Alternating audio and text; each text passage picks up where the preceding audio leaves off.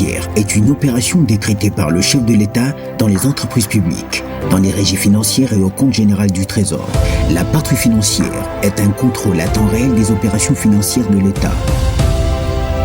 Elle contribue efficacement à la mobilisation des ressources financières de l'État. Elle empêche le détournement des deniers publics. Elle privilégie les paiements des avantages sociaux des agents et cadres des entreprises publiques, ainsi que l'acquisition des outils de production. Elle met fin au pillage des ressources publiques. Elle promeut la bonne gouvernance. La patrouille financière, c'est anticiper les vols, contrecarrer la corruption, empêcher le détournement. Nous avions instauré cette patrouille financière pour arrêter l'hémorragie, pour arrêter les malversations ou les faits de détournement avant qu'ils puissent se produire. Et nous estimons que ça porte des fruits. La patrouille financière pour le développement de notre pays. Soutenons l'élan de l'Inspection générale des finances.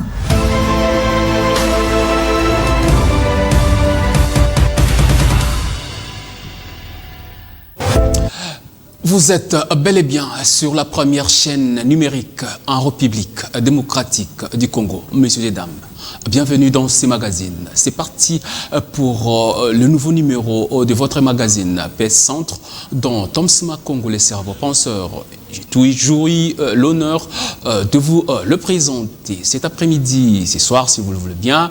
Vous aurez droit à votre débat. Deux invités vont s'affronter autour de l'actualité qui fait rage.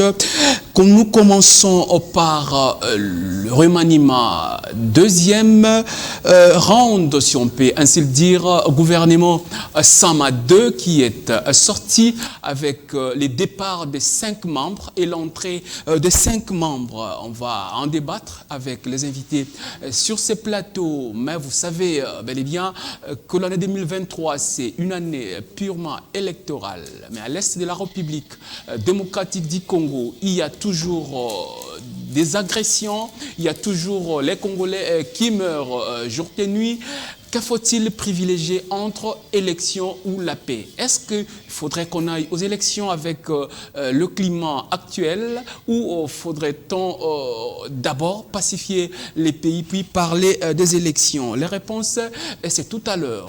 Mais également la loi sur la congolité. Certains postes régaliens sont déviés selon cette proposition, allais-je dire, de loi, ne doivent être réservées qu'aux Congolais nés de père et de mère. Est-ce que cette proposition de loi tient la route? Les réponses, c'est tout à l'heure avec mes invités sur ce plateau. Vous les connaissez déjà, ils ne sont pas à toutes leurs premières prestations. Je commence par ma gauche. Il nous fait l'honneur d'être là après un long moment parce qu'il était pris par d'autres choses. Aujourd'hui, il fait son retour. Il nous fait l'honneur d'être là. Lui, c'est Patrice Tshisekedi. Il est président du mouvement des bâtisseurs du Congo, mais également il est membre ou cadre, si on peut ainsi le dire, du parti politique Autre Vision du Congo, parti cher du ministre Didier Boudimbu, qui a conservé son poste. Ce parti fait partie de l'Union sacrée. Messieurs Tshisekedi, bienvenue dans ce magazine. Merci beaucoup. Monsieur Thomas Makongo, le cerveau penseur. Je salue mon co-débatteur.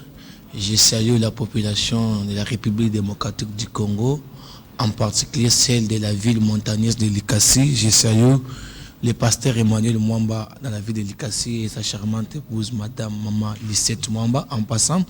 Et je félicite son Excellence ministre des Hydrocarbures, Didier Boudimbu Toubwanga, pour son travail acharné. Aujourd'hui, voici les fruits de votre travail.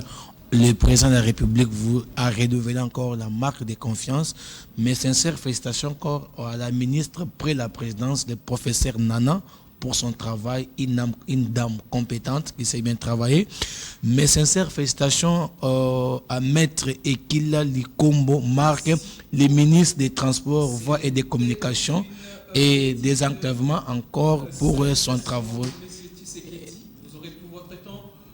Dérouler votre tapis, vous allez vous exprimer tout à l'heure, parce que vous êtes bel et bien sur ce plateau. Permettez-moi de présenter, si vous le voulez bien, votre co-débatteur du jour. Lui, il nous vient du parti Nouvel Élan, parti cher au Premier ministre honoraire Adolphe Muzito Mfumumpa. Son nom c'est Pablo Mubungu. Vous l'avez eu la semaine dernière. Aujourd'hui, il nous fait une fois de plus l'honneur d'être là. Monsieur Pablo, bienvenue dans ce magazine. Merci, messieurs les journalistes. Je remercie aussi mon co-débatteur qui vient de me saluer. Et je profite de cette occasion pour saluer ceux qui nous suivent à la maison. Je souhaite aussi bon retour à l'initiateur du Parti Nouvel Élan, Adolphe Muzito, qui vient d'effectuer une grande tournée au Grand Bandundu, au cours de laquelle il a eu à s'imprégner de la situation de la population pour pouvoir confectionner une offre politique réaliste en vue du développement de notre pays. Merci, messieurs les journalistes. Merci beaucoup. Donc, le décor est donc planté. Nous allons commencer par vous, monsieur Pablo Mubungu. Le gouvernement Samadé est sorti. Nous constatons l'entrée ou je sais pas moi, retour aux affaires des deux gros poissons, en la personne de Jean-Pierre Bemba Gombo, qui a pris la vice-primature de la Défense.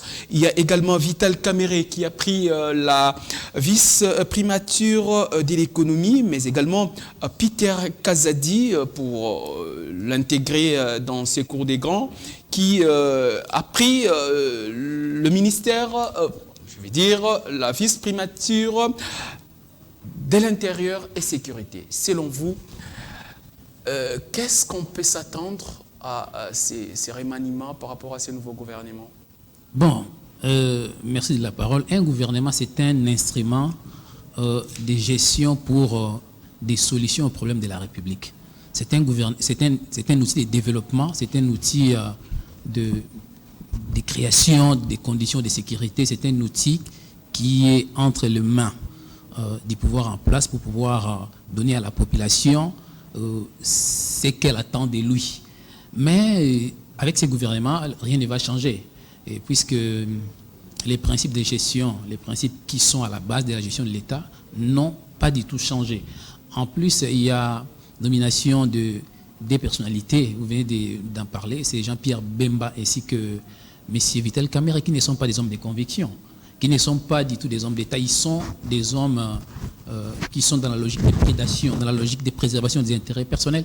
Et donc, au gouvernement, ils ne sont pas venus pour servir les peuples, ils sont venus pour servir leurs intérêts personnels comme des personnes qu'ils ont trouvées dans la gestion de l'État. Donc on ne peut pas s'attendre à quelque chose de bien par rapport aux nominations qui sont effectuées. Nous avons besoin du fait que nous puissions avoir à la tête de l'État une gestion qui puisse résoudre tous les problèmes que nous avons. Nous avons entre autres les problèmes récurrents de l'insécurité à l'est du pays. Nous avons les problèmes de chômage, nous avons les problèmes des flambées des prix, nous avons les problèmes de l'extraversion de notre économie qui dépend toujours de l'étranger. En effet, jusqu'à présent, nous dépendons des importations. On exporte très peu et avec les importations qui nous caractérisent depuis très longtemps, nous devons avoir de plus en plus besoin du dollar pour aller acheter à l'étranger, puisqu'à l'étranger, on ne peut pas acheter avec les francs congolais, d'autant plus que ce n'est pas une monnaie convertible. Raison pour laquelle un chevronné à la matière, à la personne de Vital Kamerhe, il a un doctorat, donc c'est un docteur en économie, il entre dans la matière. Oui, la Pourquoi connaissance. Vous êtes assez dubitatif, vous restez perplexe quant à sa présence. Vous ne pouvez pas penser qu'il peut venir changer les choses. La connaissance ne suffit pas. Au-delà de la connaissance, il faut avoir la bonne volonté politique de faire mieux.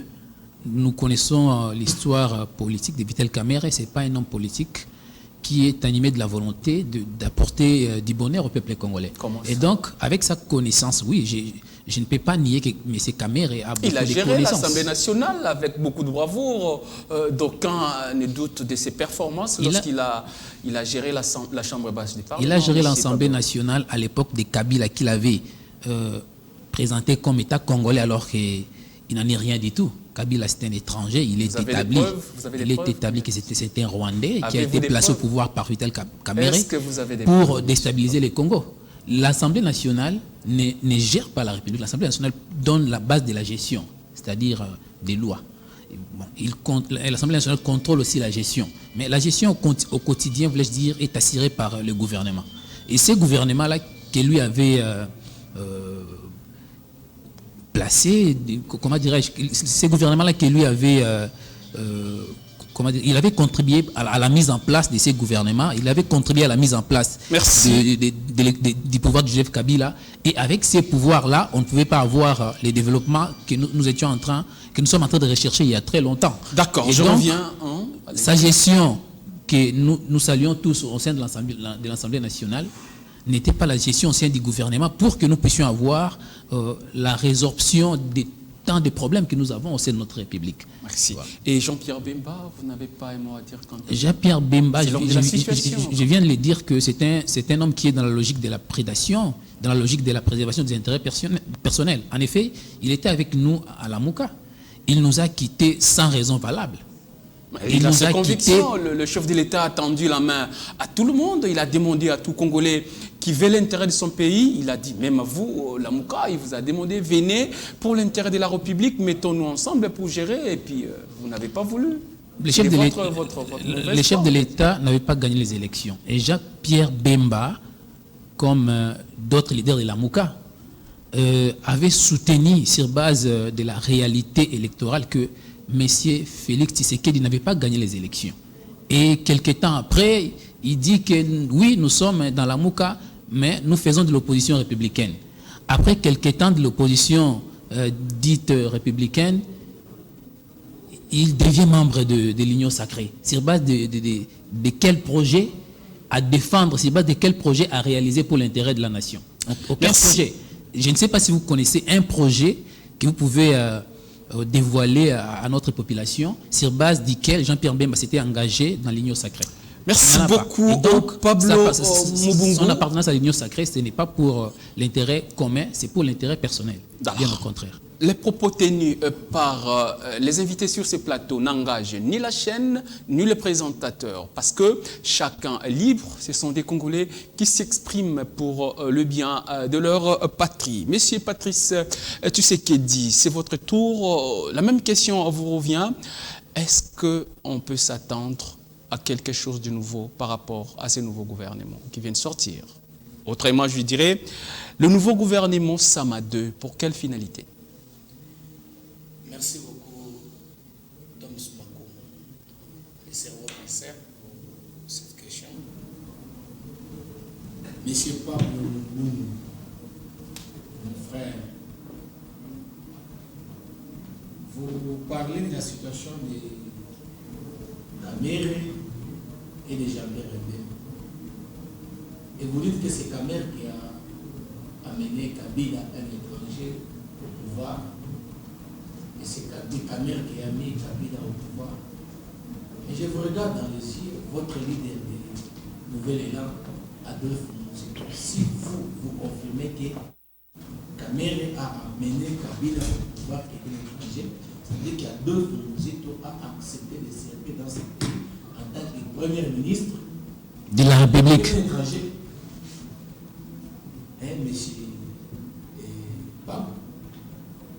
En tout cas, ce que vous êtes en train de parler, je ne retrouve pas. Alors, si Kamerhe a apporté Kabila au pouvoir, un étranger, et Adolphe Muzito, ton patron, a accepté de travailler avec un étranger, ça veut dire que ton patron aussi, c'est un traître. C'est à vous de réfléchir. La deuxième des choses, vous parlez de Jean-Pierre Mbemba. Vous dites que Jean-Pierre Mbemba a quitté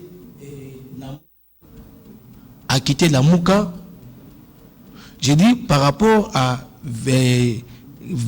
Kamerhe et qui encore, et Adolphe Muzito. Donc vous avez dit ici sur ce plateau que Kamerhe a pris Kabila, un étranger, il l'a mis au pouvoir. Ça veut dire que votre leader du parti nouvel élan, Adolphe Muzito. Il a travaillé avec un étranger, lui en tant que Premier ministre. Alors je ne sais pas comment vous êtes en train de faire ça. Et vous parlez de Jean-Pierre Mbemba.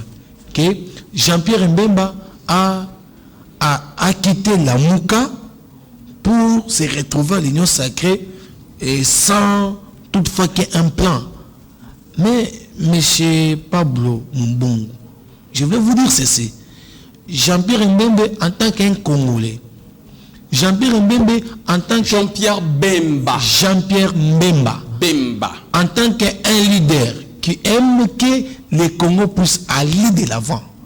Le chef de l'État, Félix Antoine Tshisekedi Tshilombo, a fait appel. Il a tendu les mains à tous les leaders, à toutes les associations, pour que venez ensemble, on puisse servir la République démocratique du Congo. Et Jean-Pierre Mbemba a accepté cet appel. Donc votre frère, voici les stratégies. Vous allez vous rendre compte que lui, votre frère, a refusé de venir. Mais celui dont vous étiez avec lui à la Mouka, tu parles de Jean-Pierre Mbemba, mais tu ne parles pas de Moïse dont vous étiez avec lui. Et Moïse est venu répondre à cet appel. Alors, voilà. Je crois que M. Tshisekedi, je reviens vers vous. Parce que vous, apparemment, la question qui vous a été posée, vous semblez l'éviter, vous semblez ne pas la toucher. Nous l'avons dit, la question était bien simple, si vous voulez qu'on en revienne. Nous avons dit le nouveau gouvernement qui vient d'être mis en place va résoudre quel problème, pour quelle finalité les Congolais doivent attendre de ce nouveau gouvernement. Parce que le dirigeant reste Sama Lukonde. Donc le gouvernement Sama Lukonde 2, pour quel objectif, pour quelle finalité, j'allais dire. Donc commencez par là. Vous avez déjà fait un toilettage, je pense que vous pouvez aborder la question et puis répondre. Oui, certainement. J'ai commencé par un toilettage. Je voulais d'abord essayer un peu de comprendre, faire réfléchir mon co-débatteur qui est en face par rapport à ce qu'il a parlé sur la personne de Vital Kamerhe et la personne de Jean-Pierre Mbemba. Et par rapport à ta question, vous savez, c'est un gouvernement, quand hier à 0h, 10 minutes, j'ai vu la programmation de ces gouvernements.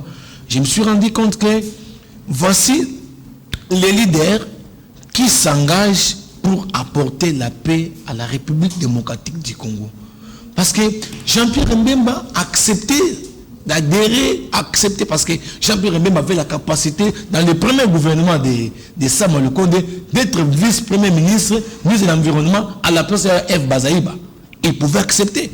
Mais si aujourd'hui la personne de Jean-Pierre Mbemba accepte d'être vice-premier ministre, ministre de la Défense, ça veut dire qu'il vient avec une vision. Moi j'appelle, il y a une phrase de la nuit, mais c'est comme ce que j'ai dit, c'est un gouvernement d'une détermination pour finir avec la guerre.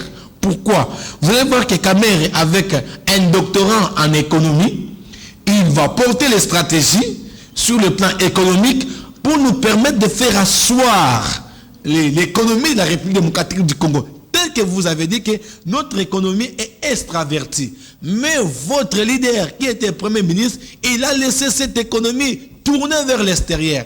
Il n'a pas fait absolument rien. Alors, je voulais dire ceci.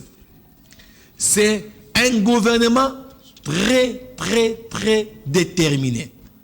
La présence de Jean-Pierre Mbemba, avec les projets, avec la loi des finances, donc il y a la loi de la programmation militaire, avec les budgets, avec les moyens, avec l'embargo. Vous allez voir que l'embargo est levé.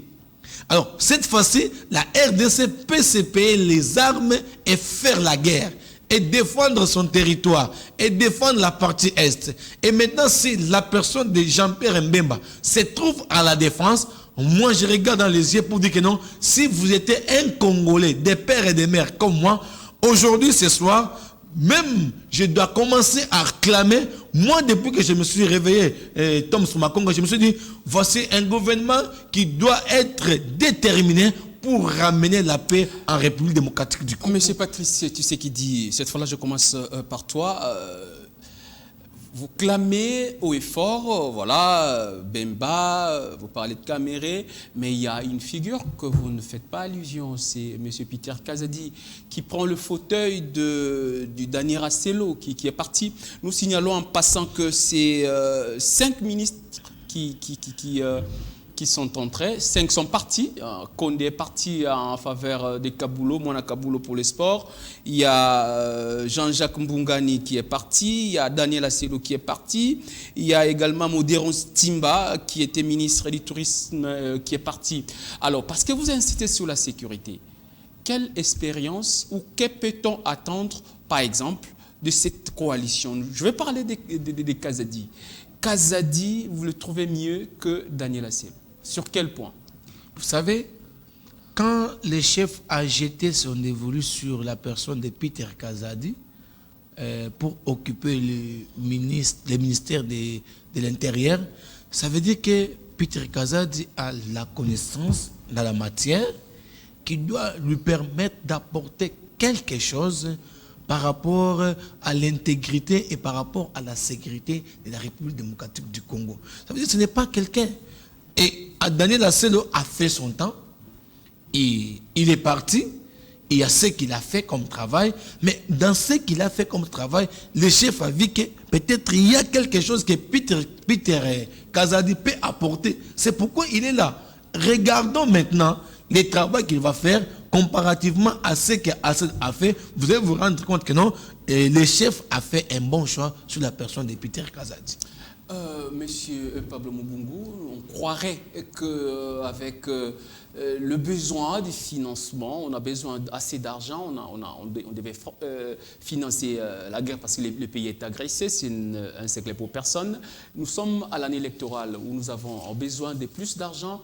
On croyait que la taille du gouvernement pourrait être revue à la baisse. On pourrait réduire la taille du gouvernement, c'est-à-dire réduire les ministères pour qu'on ait moins de ministères. Et puis cet argent pourrait être focalisé à autre chose. Mais il n'y a que des têtes qui ont changé. Le gouvernement reste le même. Mais avec l'entrée des gens qui n'étaient pas au pouvoir, il faut les allocations, il faut tout ce qui va avec. Est-ce que vous voyez, selon vous, que nous sommes bien partis pour galvaniser tant soit peu les moyens pour faire face aux évidences qui sont devant nous? Bon, ce n'est pas utile que dans un pays comme la RDC où il y a énormément besoin d'argent, nous puissions avoir des gouvernements éléphantesques. Cela est un problème dans le problème global de la mauvaise gouvernance.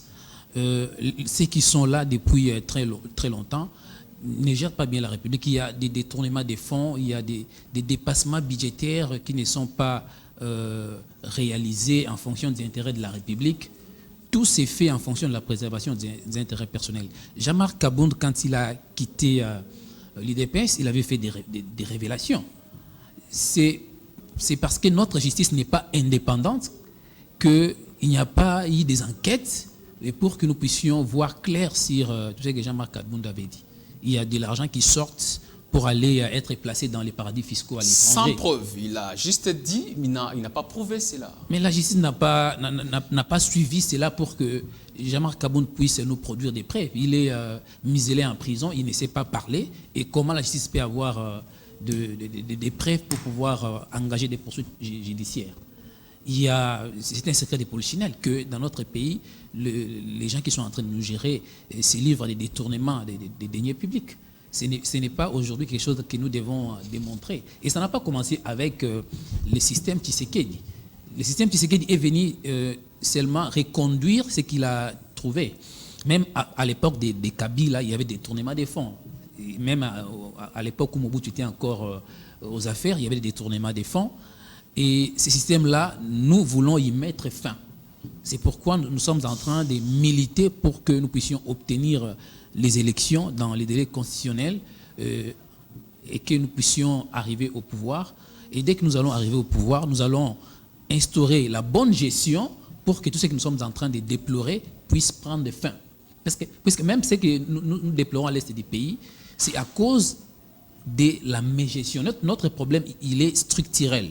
Et en tant que tel, sa source, c'est la mégestion. C'est l'avènement au pouvoir pour les pouvoirs et la préservation des intérêts personnels. Merci beaucoup, monsieur Pablo Mubungu. Nous rappelons que vous êtes membre et cadre au sein du Parti Nouvel Élan, parti cher au Premier ministre au Premier ministre honoraire Adolphe Muzito Mfumumpa. Monsieur Tshisekedi, la question vous revient également. Nous parlons de la taille du gouvernement. Le pays a suffisamment besoin d'argent. Ne faudrait-on pas, au lieu seulement de changer de figure, mais réduire tant soit peu la taille du gouvernement pour permettre à ce que l'argent qui servait désormais à ce portefeuille être alloué, financer les élections, acheter les armes, comme vous avez dit, pour protéger le territoire national. Merci beaucoup, M. Thoms Makong, pour cette question. Financer les élections. Il y a déjà l'argent pour les élections, non? Ah bon? Il y a déjà l'argent pour les élections. Mais je vous informe, peut-être que vous n'êtes pas informé, le président de la centrale électorale a déclaré que ça fait depuis le mois d'octobre qu'il n'a rien touché. Et je vous informe, les compatriotes qui nous regardent, certains réclameraient, je dis bien au conditionnel, qu'ils n'ont pas touché tous ceux qui ont eu à produire comme travail lors de la révision du fichier électoral. Comment vous pouvez dire qu'il y a tout ce qu'il faut pour aller aux élections sur le plan financier? Mais M. Thoms, est-ce que ce que vous parlez là, ce sont des rumeurs ou ce sont des réalités, des choses sur... Vous n'avez pas suivi Vous savez, l'argent pour l'organisation des élections dans ces pays, dans la République démocratique du Congo, l'argent existe. L'argent, vous avez suivi, je l'ai bien dit au début, il y a l'argent avec la loi de la programmation militaire. L'argent est là. Mais la gestion du pays ne dépend pas. Vous savez, quand c'est un gouvernement où il y a combien de ministres? Il y a plus ou moins 52 à 58 ministres. Mais rappelez-vous, dans ces pays, il y avait des gouvernements de 70 ministres, 75 ministres. Les gouvernements FCC cash, vous connaissez la tête de ces gouvernements. Alors, au fur et à mesure que nous sommes en train de travailler, des choses, la situation, par rapport à la grandeur de la République démocratique du Congo, vous allez vous rendre compte que avant que les gouvernements sortent, il y a ce qu'on appelle un job description. On regarde la grandeur, la capacité du pays, on étudie, on voit les postes qu'il faut pour trouver les personnes.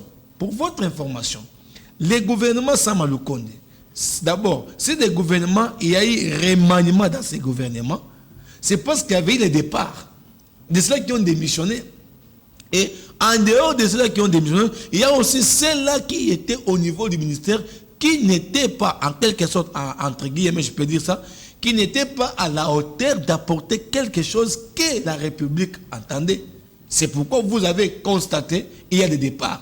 Mais vous allez vous rendre compte qu'il y avait, dans le gouvernement de Sama Lukonde, les ministres qui ont fait l'intérim, on les a reconduits parce qu'en tant qu'intérimaires, ils ont rendu quand même un bon service. Voilà. Dans le sens que les gouvernements, s'ils restent à 58, c'est tout à fait normal. Mais il y a quelque chose que mon co-débatteur a soulevé ici. Il a parlé des détournements depuis Mobutu et depuis Kabila. Mais mon frère Pablo, il y avait le détournement à la période de Mobutu.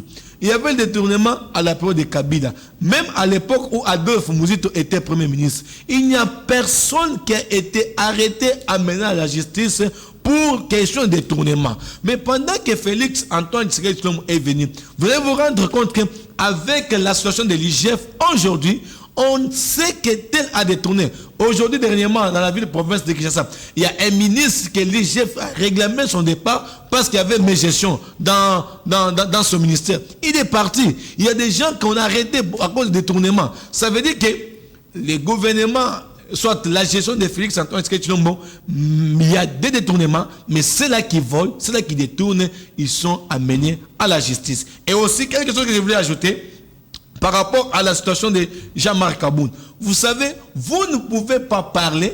Jean-Marc Aboun était la justice. s'il pouvait apporter les preuves nécessaires qui pouvaient déterminer ce que lui est en train de dire, la justice pouvait faire son travail. Mais si quelqu'un qui est en train de crier en cours de route et qui n'a pas de preuves, pourquoi pas la justice va s'intéresser à des rumeurs? La justice ne peut pas s'intéresser à des rumeurs. La justice doit s'intéresser à des situations qui semblent être réelles. Voilà, vous nous suivez ici en RDC et partout à travers le monde entier. Nous sommes la production studio télévision. Nous émettons depuis Kinshasa, la capitale de la République démocratique du Congo. Ce magazine PS Centre vous est présenté chaque jeudi à partir de 21h45 et vendredi à partir de 16h30. Aujourd'hui, nous recevons pour vous M. Pablo Mubungu du Nouvel Élan et M. Patrice Tshisekedi, président du mouvement Les Bâtisseurs du Congo. Nous passons au deuxième round. Nous parlons des élections. Si vous avez quelque chose, vous pouvez balayer, mais je pose d'abord ma question. La deuxième thématique de ces jours. Que faudrait-il privilégier pour cette année 2023? Faut-il aller aux élections ou il faut pacifier d'abord l'Est de la République? Parce qu'il y a un élu du peuple, pour les citer, M. Eliezer Ntambwe, qui a dit haut et fort qu'il faudrait mieux pacifier le pays pour donner la chance à tous les Congolais d'aller élire les prochains dirigeants. Que pensez-vous? Je reprends ma question. Faudrait-on privilégier d'abord les élections ou la paix, puis les élections peuvent venir après? Vous avez 3 minutes pour ça. D'abord, une réaction à ce que mon co-débatteur vient de dire. Quand il y a des tournements de fonds dans une république, ce n'est pas le Premier ministre qui poursuit, c'est la justice qui doit poursuivre.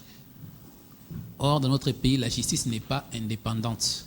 Et même pour les cas de Jean-Marc Kabound, la justice n'est pas indépendante. C'est pourquoi Kabound est en prison sans être jugé publiquement. Alors que pour des révélations qu'il avait faites, il aurait fallu qu'il puisse être jugé en public pour que tout le monde, nous puissions suivre l'évolution du dossier.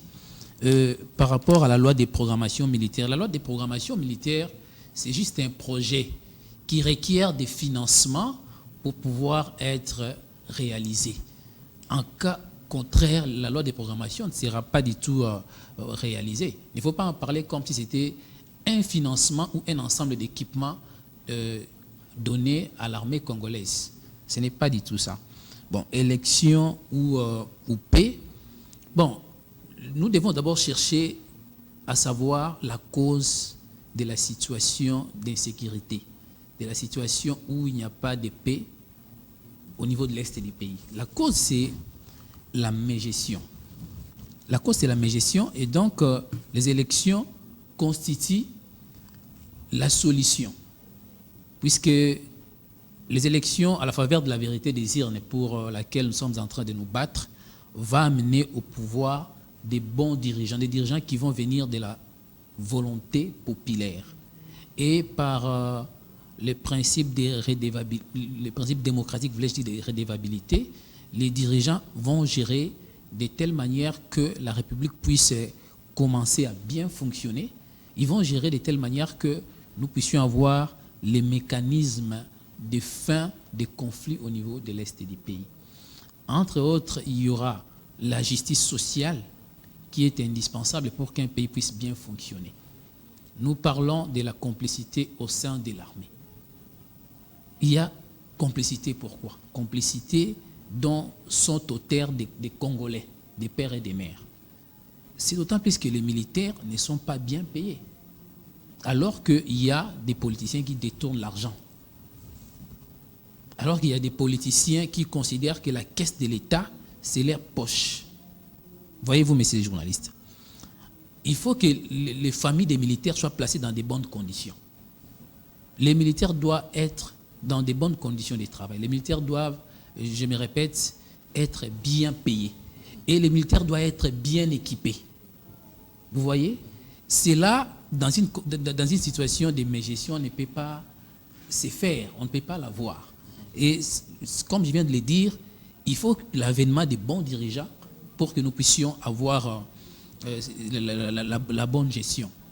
Je dois encore ajouter le fait que les dirigeants qui vont venir de la volonté populaire vont nous apporter, comment dirais-je, ils vont nous apporter des démarches de négociation qui vont faire de telle manière que nous puissions avoir la paix au niveau de l'Est. Et nous avons toujours préconisé que comme nous sommes dans une situation de faiblesse dans les concerts des nations, nous puissions, en dehors du fait de doter l'armée d'un bon budget pour un niveau d'équipement valable, négocier avec les États de l'Occident, puisqu'ils sont des États puissants. Merci beaucoup. Il faut négocier avec eux pour que nous puissions avoir des partenariats militaires, des partenariats économiques et financiers qui soient à même de permettre à ce qu'au niveau de l'Est du pays, nous puissions avoir la paix. Merci. Jusqu'à présent, ce n'est pas encore le cas, puisque merci beaucoup, les M. Pablo. qui sont là ne viennent pas du peuple, et donc ils ne sont pas considérés au niveau international. En plus, ils n'ont pas du tout la volonté politique de pouvoir faire de telle manière que la République démocratique du Congo puisse sortir de la situation de la misère, de la situation des précarités. D'accord, merci beaucoup. On vous a bien suivi. Monsieur Tshisekedi, la même question. Que faudrait-on privilégier en cette année 2023? Est-ce les élections ou la paix à l'Est? On a vu le président Tshisekedi, lorsqu'il s'entretenait avec son homologue français, a évoqué cette épineuse question de l'agression de notre pays avec les déplacés qui ne savent pas s'enrôler. Est-ce que selon vous, on doit d'abord pacifier le pays, comme dit l'Est du pays, comme dit le député Eliezer, ou bon, on doit d'abord aller aux élections, puis on verra le reste après? 3 minutes pour ça, pas plus. Merci beaucoup, M. Toms. Mon frère Pablo, notre pays n'est pas dans l'état de faiblesse au niveau des conseils des nations. Notre pays, aujourd'hui, il est reconnu au niveau international. Pour votre information, nous avons une place dans les conseils de l'ONU, des membres non permanents. Ça, c'est au niveau des conseils des nations. Nous sommes écoutés partout. Notre voix est écoutée partout, même au niveau. Est-ce que vous pouvez répondre à ma question? Je réponds à cette question. Vous n'avez que 3 minutes. Je vais répondre. La question est trop simple. Vous avez vu la présence des experts de l'ONU ici pour enquêter sur les dossiers de l'Est de mon pays. Ça veut dire, pour votre information, ça veut dire que le Congo, la RDC, est sur une bonne, je peux dire, il est en bonne santé au niveau international et nous sommes considérés. Je voulais encore vous dire quelque chose, M. Toms, par rapport à la situation de l'Est de mon pays. Si vous suivez la situation que mon frère de Nouvelle-Zélande... Que faut-il privilégier entre élections? C'est là où je suis en train de partir, mon frère. Dans plus ou moins une minute, je vais terminer. D'accord. Ces gens, si vous les suivez, c'est comme s'ils sont en train de consacrer la balkanisation. Consacrer la balkanisation. Pourquoi je dis cela? On ne peut pas aller aux élections sans la partie Est de la République démocratique du Congo. Cher Pablo, à l'Est de mon pays, il y a la guerre. On tue, on viole, on massacre jour et nuit les femmes et les enfants. Nous sommes agressés par les Rwandais. Ce n'est pas un territoire, ce n'est pas un village, ce n'est pas même une commune rurale. Mais c'est toute la partie de l'Est qui est en train d'être saccagée et même nos minéraux emportés vers l'extérieur. Comment nous pouvons aller aux élections? Si vous avez besoin, l'Est de mon pays représente 40% de la population qui meurt chaque jour. Alors, M. Toms, aller aux élections sans la partie Est de la République démocratique du Congo, c'est consacrer la balkanisation sans toutefois le savoir. Mais ce n'est pas toute la partie Est, c'est quelques villes. Non, ce n'est pas quelques villes, ce n'est pas quelques villages. Pas toute la partie Est. Mais M. Toms, faisons les études. Allons-y à l'Est, j'aime, vous êtes un bon journaliste, j'aime votre travail. Vous pouvez faire les investigations, M. Toms Makong. À l'Est, nous sommes dans l'insécurité. Veuillez chuter, s'il vous plaît. Alors, ce que moi je suis en débat, c'est que nous pouvons prioriser, pour le moment, c'est pacifier l'Est de la République démocratique du Congo et après nous irons aux élections Les élections ne sont pas prioritaires, mais ce qui est priorité, c'est la paix. Et selon vous, parce que nous selon au-delà du délai constitutionnel prévu par le président actuel, comment le pays va être dirigé en cette manière? Vous savez, les délais... Rapidement, 30 secondes. Comment sera dirigé le pays alors que le président ne sera plus... aura déjà fini son mandat de 5 ans? Qu'est-ce que l'article... Répondez-moi rapidement, vous ne Je vous dis, le président de la République reste en place jusqu'à tel point que le président élu est élu. D'accord. Rapidement, un mot, vous regardez le public, nous sommes vraiment à la fin. En 30 secondes, vous regardez le public et la caméra, vous vous adressez à ces peuples. Et un petit résumé en 30 secondes. Rapidement, élection pour la bonne gestion, afin que nous puissions avoir un budget adéquat pour l'armée, mais aussi pour que nous puissions avoir un commandement militaire des fins de la guerre, c'est-à-dire pour que nous puissions avoir un bon président de la République, parce que c'est lui qui est le commandant suprême des forces armées, et pour que nous puissions avoir des négociations internationales d'intérêt général et non du pouvoir à préserver. S'il te plaît, monsieur. Pour que nous puissions...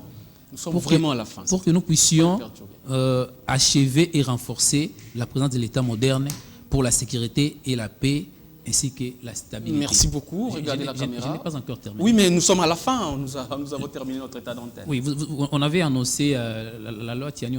Oui, je crois que très prochainement, nous sommes talonnés par l'État. L'Est du pays, c'est aussi les Katanga, c'est aussi les Maniema. Lui, il parle de l'Est du pays comme si c'était seulement les Nord Kivu. Voilà, merci. Et puis, on n'a pas 40% de l'Est, 40% de la population, là où il y a la guerre à l'Est. Merci beaucoup, M. Pablo. C'est ce qu'il dit. Nous sommes à la fin. Nous sommes à la fin. En 2018, il y avait eu les élections sans Yumbi, Butembo ainsi que Beni. Mais je ne souhaite pas que jusqu'au moment des élections nous puissions avoir l'insécurité à cette partie de la République. On peut pacifier, mais au cas où il n'y aurait pas pacification à cette partie de la République, on pourrait aller aux élections pour que nous puissions avoir des bons dirigeants, afin qu'ils puissent nous apporter la résolution de l'insécurité qui sévit à l'est du pays. Merci beaucoup, M. Pablo Mubungu. M. Tshisekedi, un mot, rapidement, 30 secondes, parce que nous sommes vraiment à la fin. Merci. 30 secondes. Merci beaucoup, M. Toms.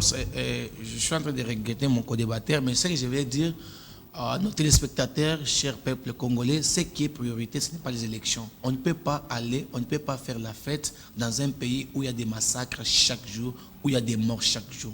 On a eu les élections en 2006, on a eu les élections en 2011, on a eu les élections en 2018, et aujourd'hui nous avons un très bon dirigeant, Félix Antoine Tshisekedi Tshilombo. Nous pouvons l'aider avec son gouvernement qui est en place pour pacifier l'Est de la République démocratique du Congo, et après nous aurons à faire les élections. Merci beaucoup. Je vous retiens,